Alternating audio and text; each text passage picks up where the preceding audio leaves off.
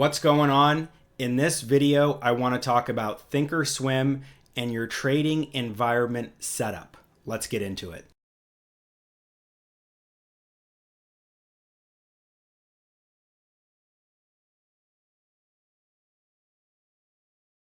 All right, I got ThinkOrSwim loaded up, and I really want to focus on your trading environment setup and why it's important, right? Why it's one of the most critical things that you're going to work on as you go through an evolution of being a trader, right? So remember, your edge comes from your strategy selection, your entries, and really the information you have available to you.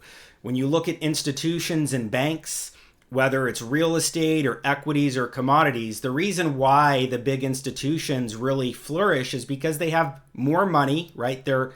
They have the ability to raise unlimited capital, and they have the best information, they have the best data, right? So when you're a retail trader, you don't want to go against big money. You want to be able to create an edge, which really is about the information you're looking at, as well as your strategy selection. And whether you're a long-term trader building a portfolio of equities, or you're a scalper or a swing trader, your trading setup is going to be one of your most valuable assets that you build over time. Now, remember, your trading environment setup is not something that you just go in, set up one time, and it's like a fixed thing. It's going to have an evolution that you build out. And so I want to talk about my experience and what I have seen to be the most important things that you want to, keep track of. Now, you have to remember, ThinkOrSwim is retail software. If you were trading, in a fund, or you're trading for clients, most likely you're going to be using some type of institutional software where you use an omnibus account. Right? An omnibus account is where you have a block account. Maybe you have 25 clients. You have a master trading account that then divvies out the risk to your clients, right? This is very similar to what retail traders do with copy trading if you have more than one prop firm account. Now, to get into this, I think a good place to start here is going to be your watch list, right? I have watch list that I've created. So if you go, you select your watch list here, right? And you come in here and there's all these pre-made watch lists that ThinkOrSwim offers you.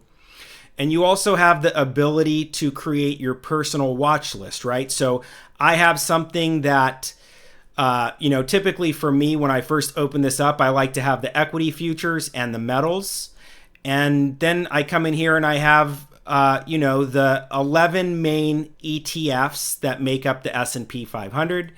I then have, each of those ETFs, their top 10 holdings, right? So, XLB, right? If we come here and we select XLB, I have this linked, so it just pulls it right up. And then I can come in here and I can see, okay, what are the top 10 holdings of XLB, right? Being able to look at sectors, being able to look at the components of sectors is very important, right? I also have all of the commodities, right? I have the agricultural futures. I have, AI stuff, which I haven't really built this out quite yet. I have bonds. I have currency futures. I have energy products, right? The futures. And then I also have the equity futures. I have ETFs, right? Bunch of different ETFs that I'm looking at. I have internal indicators, right? So these internal indicators are really valuable when you're trying to find the direction of index futures and kind of the overall direction of the market. I have, the Mang stocks. I have metals, of course, right? I have a list of softs. I have, and then I have my stocks, right? So a bunch of stocks. This little grid here that has these color-coded boxes is something that I've figured out to be something really valuable for me with a key volatility indicator that I like to look at, right? So I can look at volatility squeezes on any number of time frames, and I can identify high probability setups just by looking at this watch list. And this is something that I really love about ThinkOrSwim is you have the ability to use think scripts and apply code in a bunch of different ways so you can get access to information very, very quickly. Now, remember, your trading environment setup is going to be very personable to you, right? If you look at traders of all different skill levels, you see guys that have setups that have like 20 computers and all this information. You see guys trading from phones. You see guys trading from laptops.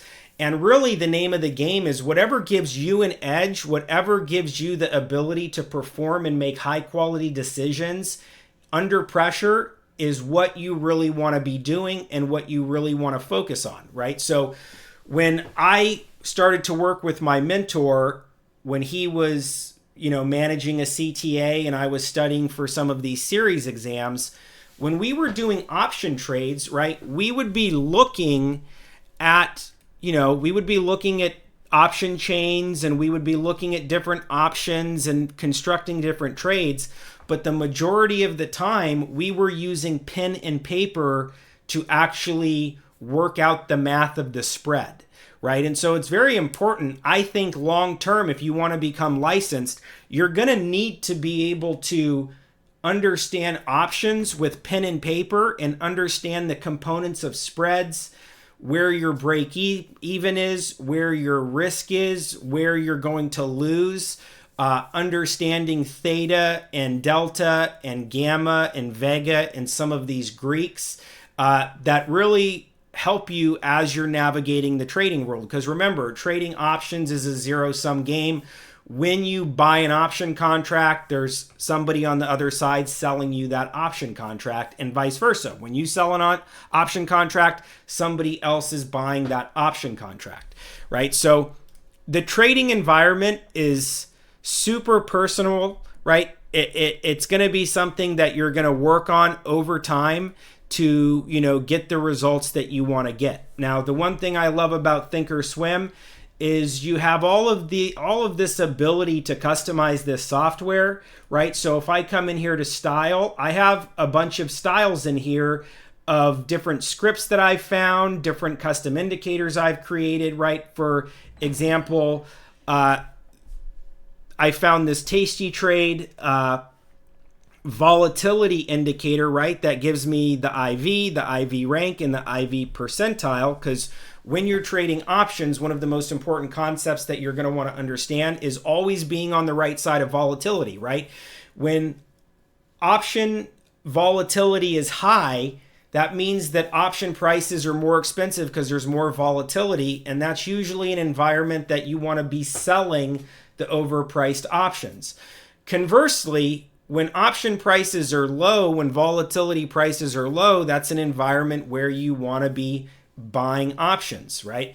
And there are situations in the market where when we look at the option chain, we can actually use spreads to sell overpriced options and buy underpriced options simultaneously. And this is what you see market makers doing. This is what you see, banks and hedge funds doing, is really understanding the volatility of the market and placing your trades on the right side of volatility. Coming into my styles, I think one of the things, I kind of have a default way that I look at things. I think when you start to trade, you're going to be, using moving averages. You're going to be using momentum indicators. You're going to be using things like MACD and stochastic and RSI. You're going to be using volume, right? And there's no right way to do this. Whatever helps you with your edge, being able to make the best decisions possible is really what you want to focus on. And I'm going to make another video specifically on one of the most important things that I've found. And I use this on all of my charts, which is Keltner channels, right? And so one of the ways that people get screwed with options is that they overestimate or they underestimate how much a market is going to move in any direction, right? And this is something that the market makers really understand. And that is really how option prices are derived, right? Because option prices are derived by the Black-Scholes pricing model, and it's kind of based on volatility. And when you understand how that works, you're going to realize that if you're buying out of the money short-term options, most of the time, those options are going to expire worthless. And the more that you can understand that mechanism, the better you're going to be when choosing strike prices, choosing deltas, choosing how much time that you buy for expiration. And just as a quick example on this, I have this set up here where these purple bands are 3 standard deviations. The red bands are 2 standard deviations, and the green bands are 1 standard deviation. So when you understand, standard distribution, bell curve, you're going to understand that 68% of the time, price is going to stay inside of those green bands, right? And as an example here, I have an indicator that I've put together that's a Z-score indicator. And what this does is it throws these little green arrows when price makes a larger than standard deviation move, and it gives me high probability areas to buy or sell. So as you see right here, there was a sell signal, and then price traded sideways and reverted back to the mean. Similarly here, we had a larger than standard distribution move to the downside. We saw 2 green buy signals thrown, and what happens? Price then reverts back to the mean, and then we saw this really nice breakout. Again, it gets up here to the purple band, and then it reverts back to the mean, right? The markets, they only do several things. They only go up, they go down, and they go sideways. But they do it in a way that emotionally screws you up, right? So here on this breakout, you'll see a lot of retail traders buying this breakout only to be disappointed when it doesn't continue to go up, right? Unless you bought the dip here in this high probability area, maybe you bought this little breakout above, this wick, right? Unless you capture your profit right in here and you're out of the trade, chances are if you buy 0 DTE options here, you're going to get smashed when price doesn't continue and it reverts back to the mean, right? A lot of the automated trading algorithms are based on standard distribution, right? So trend following, reversion to the mean. And I'm not saying that what I'm telling you is right. Remember, there are no guarantees, right? This is just my experience and kind of what I have found to be the most effective way to look at the markets, especially when trading options. And to follow that up, I always suggest that, when you're first starting, you always want to have the idea of using a longer term chart, whether it's a monthly chart, whether it's a weekly chart, whether it's a daily chart, to use as your, what I would call an anchor time frame, right? An anchor time frame is a longer term time frame that you can get a bias on, that then you can drill down into a smaller time frame to then take your entry. Okay? When it comes to trading options, right?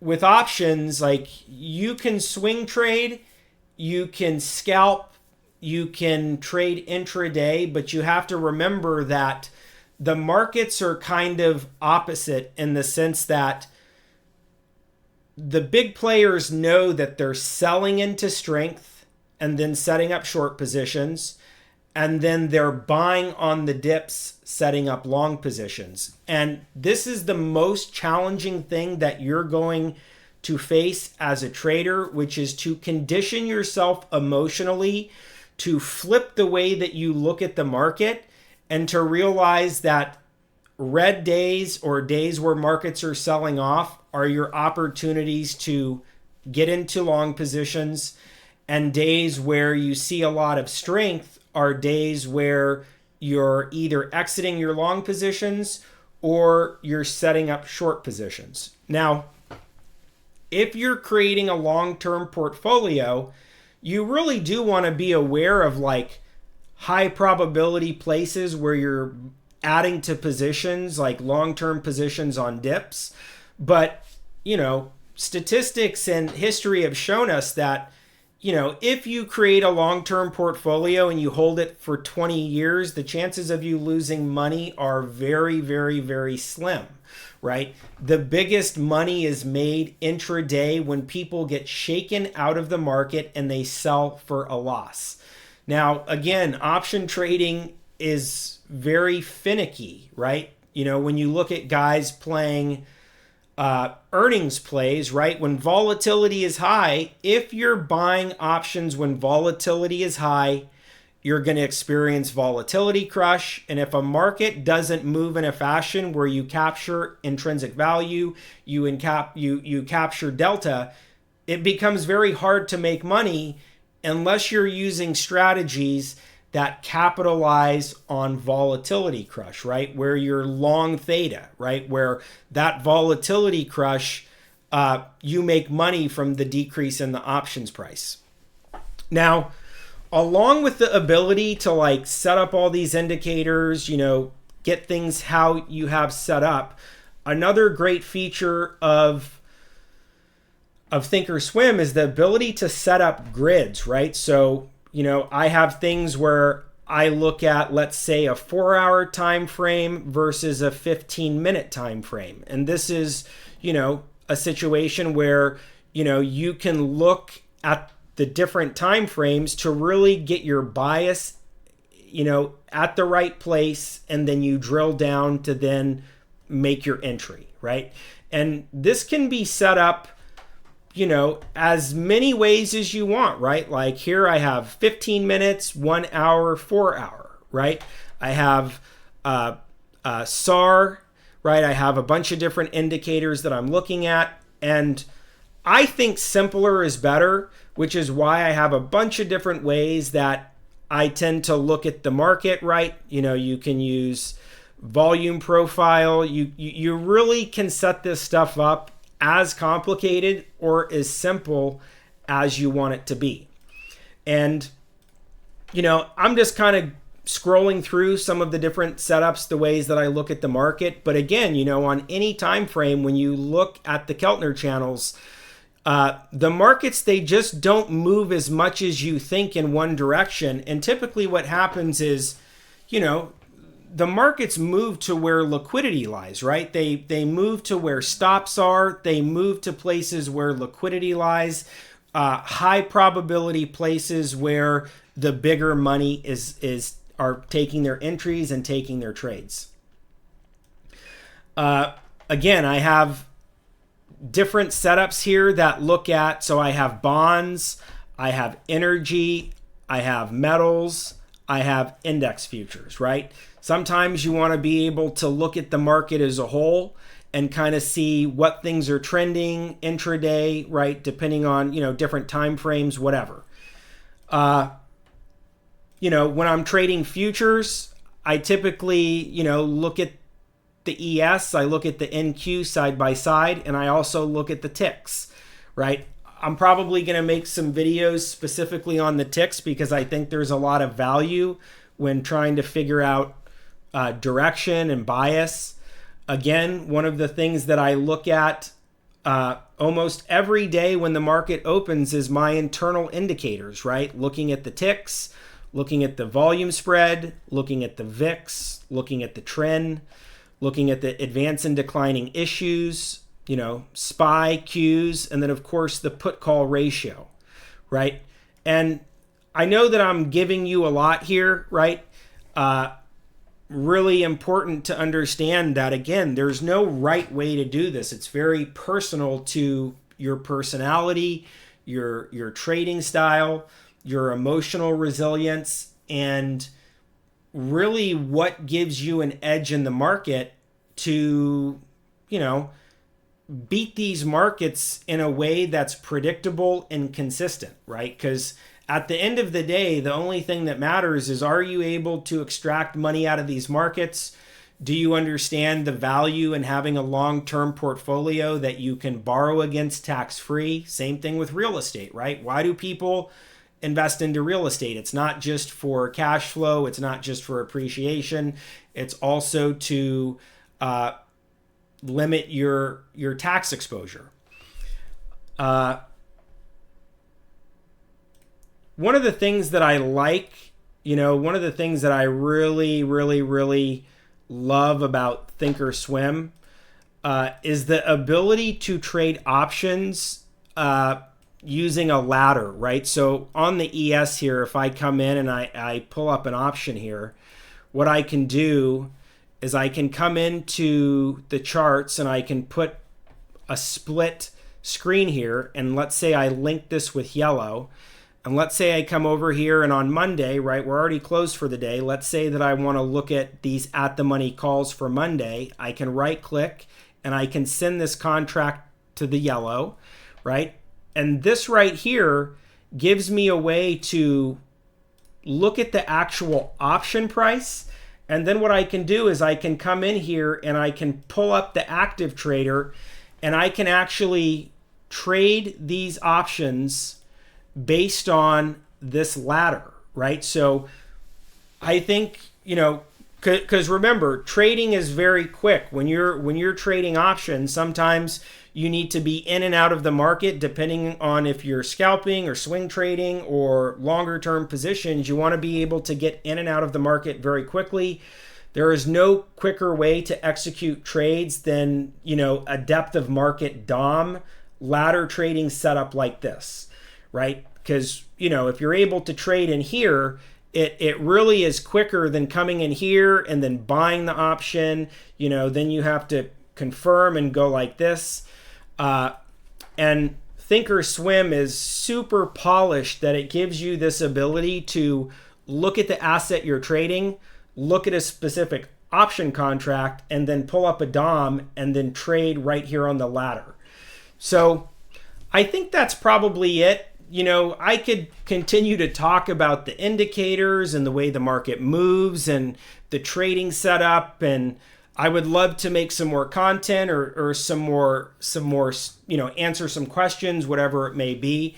But that's kind of my thought around trading setup, some of the most important things. Again, remember your watch list and what you're looking at, your actual charts and the indicators you're looking at. Specifically for me, using Keltner channels to kind of visually see standard distribution of how far can something move given the current volatility is of utmost importance, right? And there's a lot of different indicators to do this, right?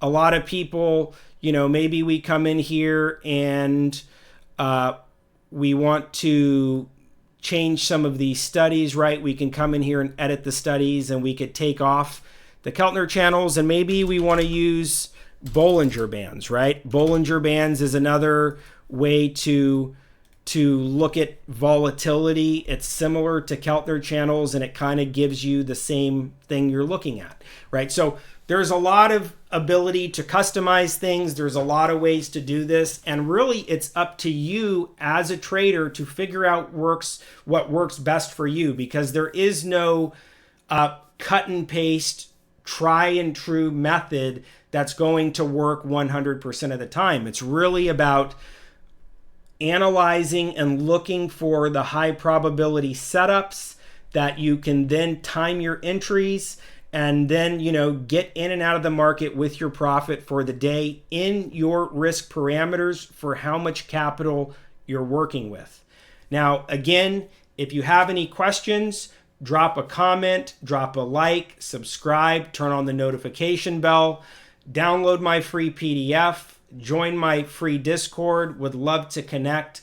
I have a lot of information and experience that I know can help supercharge your learning curve and to get you to a place of freedom where you're able to do whatever it is that you want in the world.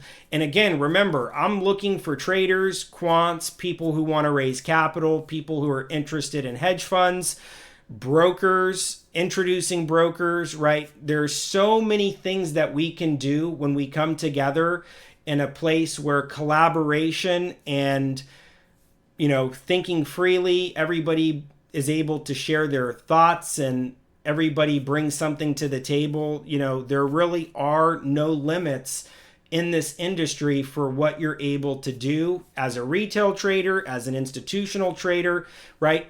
There are people out there who are terrible traders, but they still make a lot of money because they know how to raise capital for trading programs, for hedge funds, creating entities that purely operate for opening accounts, right? There really is no limit when you apply yourself and you build this skill set. So that's all I got for today. Again, drop a comment, drop a like, subscribe, hit the notification bell. Let me know what you think. Would love to connect. And as always, I will see you in the next video.